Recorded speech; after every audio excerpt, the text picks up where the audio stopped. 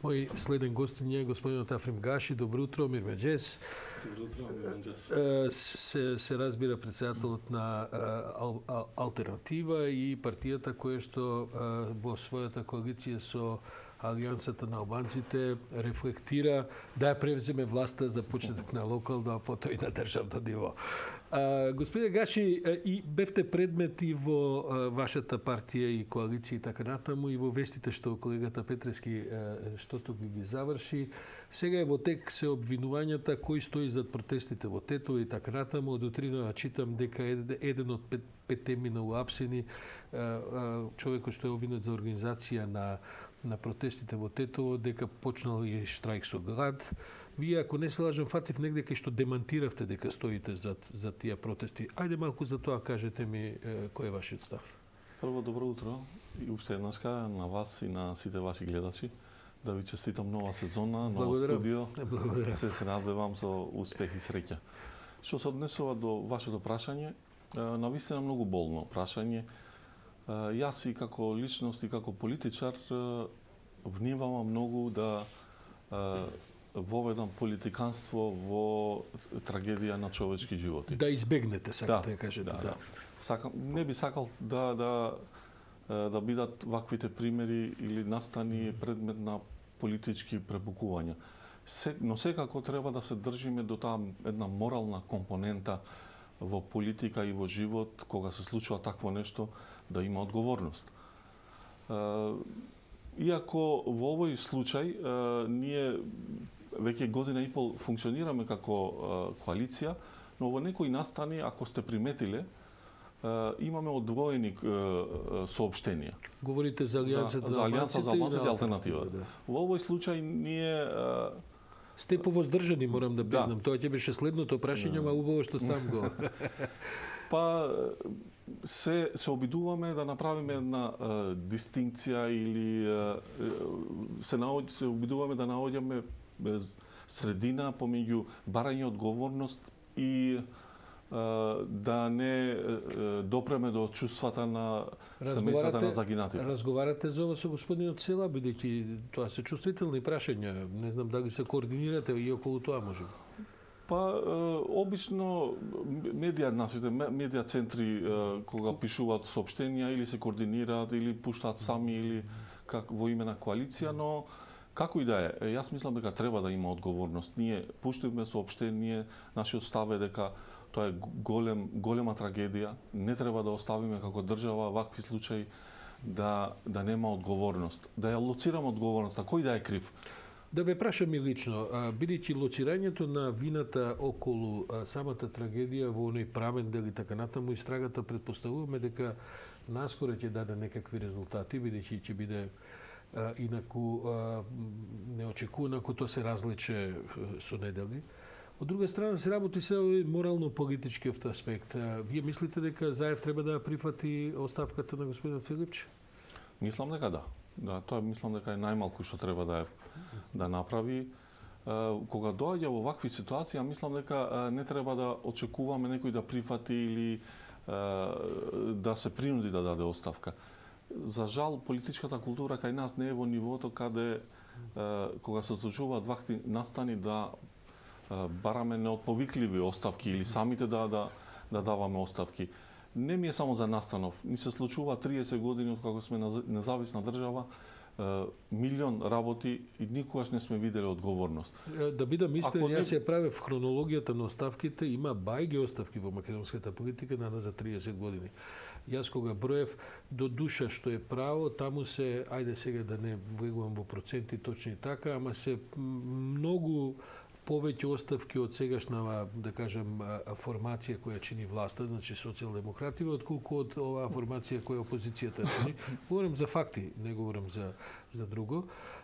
Но мене ми паѓа во очи нешто друго. Сега гледате, нормално, незадоволството меѓу луѓето, сето тоа се респектира. Зошто пред општината во Тетово, зошто фрлење јајца и потоа селење пред Дуи? Тоа навистина личи како да е партиски организирано. Прво да се дистанцирам од организаторите, ние немавме никаква врска со организаторите. Секако мислиме дека е добро да има протест, граѓаните да искажат Се разбира. незадоволство, тоа е елементарно право секаде во свет, но сме против насилство и не мислиме дека треба одредена политичка партија да биде цел на нападите. Но мораме, кога зборувате за оставките и одговорноста, ја мислам дека тоа треба да биде двонасочна улица. Прво, политичарите треба да дават оставка од морални причини, но нас ни фали, и ако имало во минатото, нас ни фали ова практичната компонента, лоцирањето на точната одговорност. Во овој дел многу потврламе. Никогаш не сме увиделе дека во некој настан точно да знаеме што се случило.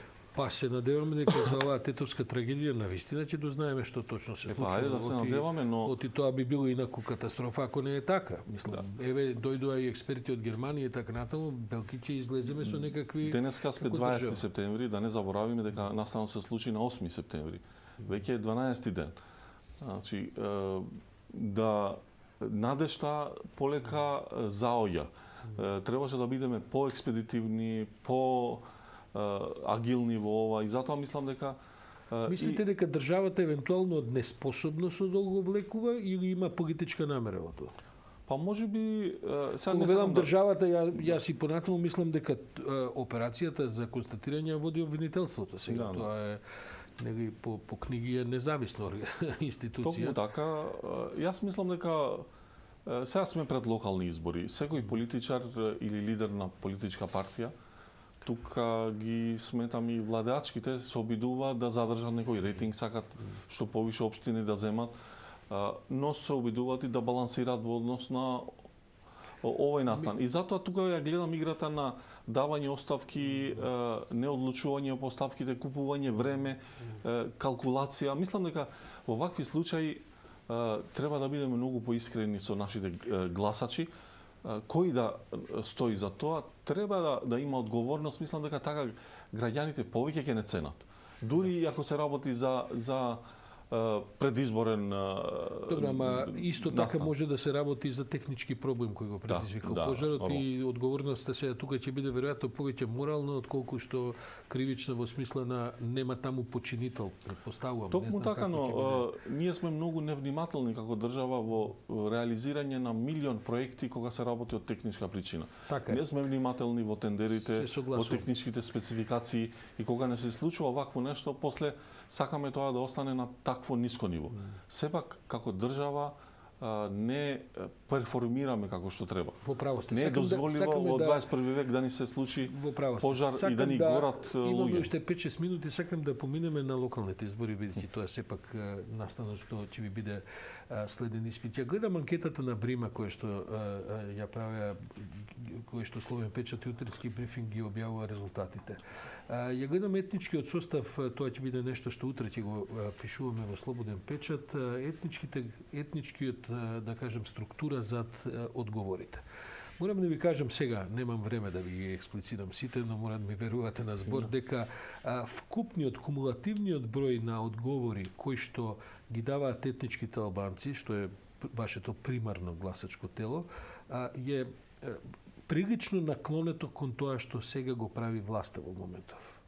Така што, не знам што покажуваат вашите мерења, но и на локално и на државно ниво, поддршката е секако негдека околу 2/3 се води. На некои прашања помалку, повеќе. Како ги проценувате шансите ваши како опозиција на локалните избори? Па ние се надеваме на победа. Што се однесува до овој призвук што произлегува од анкетите, кога се наближуваат локални избори, граѓаните сепак се свртуваат код своите реални проблеми.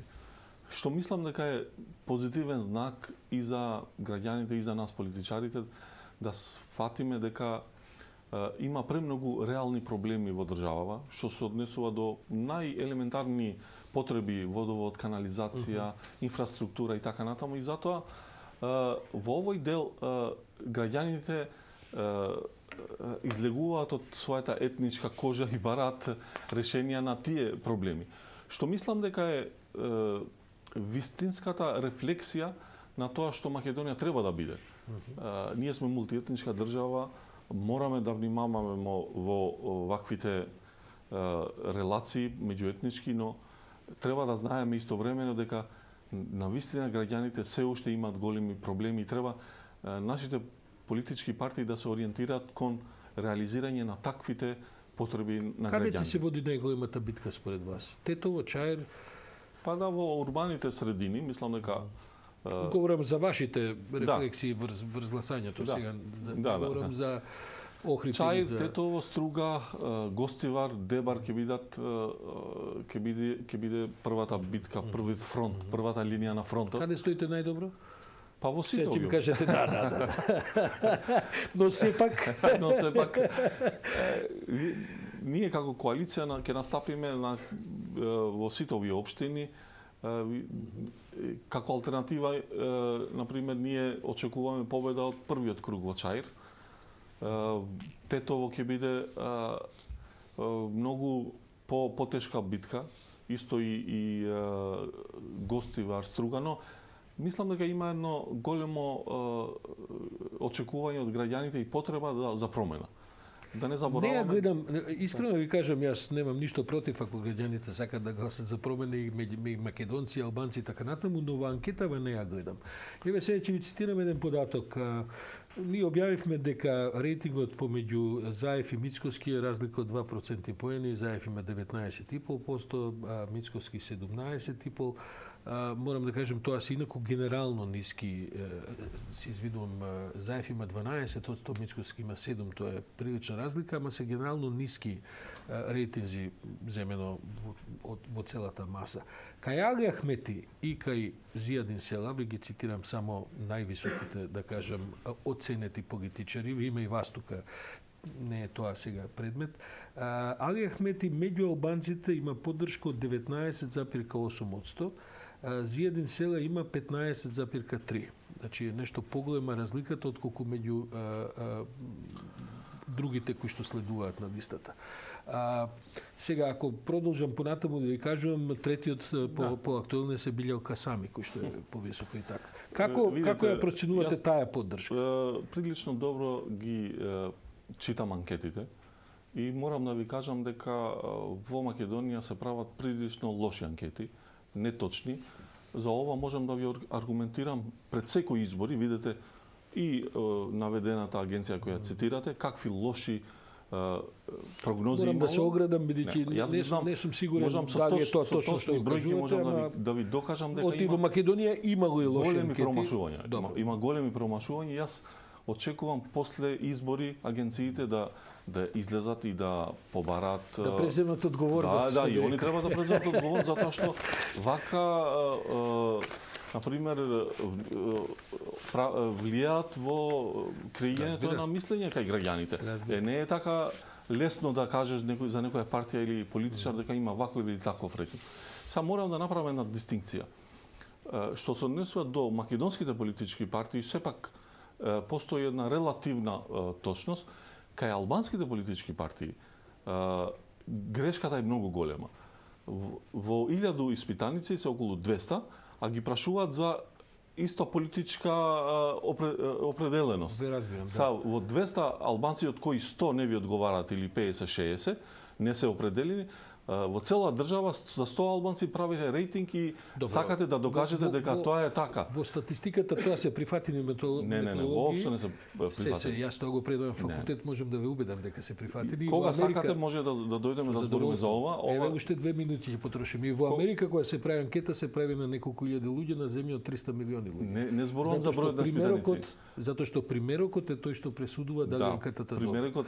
Ова што вие го кажувате, во оваа анкета конкретно се негде околу 300 албанци анкетирани, бидејќи примерокот на 1200. Колку се определени? Околу 200.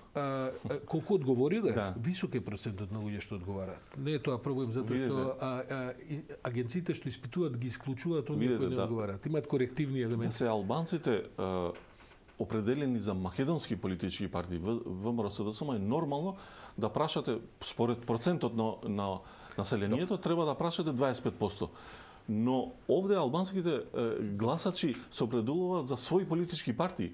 И тука е проблем. Ви разбирам. Добро, нема да не зборуваме многу за методологија, но методологијата е безпрекордна што се однесува до само сакам да ви докажам без разлика на нашите оценувања за анкетите, најдобро би било да се осврнеме на тоа како било порано. Што они кажале и како испаднале резултатите, тоа е најдобар аргумент. Во вашите анкети како стоите? Па ви кажувам, има потреба за промена.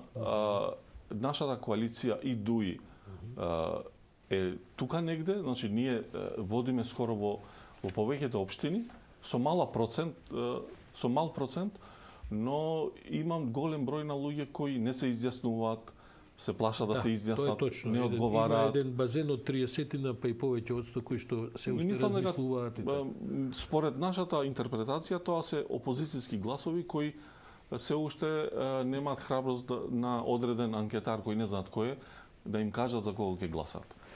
Господин Гаши, ви благодарам и за ова гостување. Ќе се видиме ние и пред и по изборите, веројатно барем уште еднаш, и ќе анализираме и пред и по како изгледа резултатите.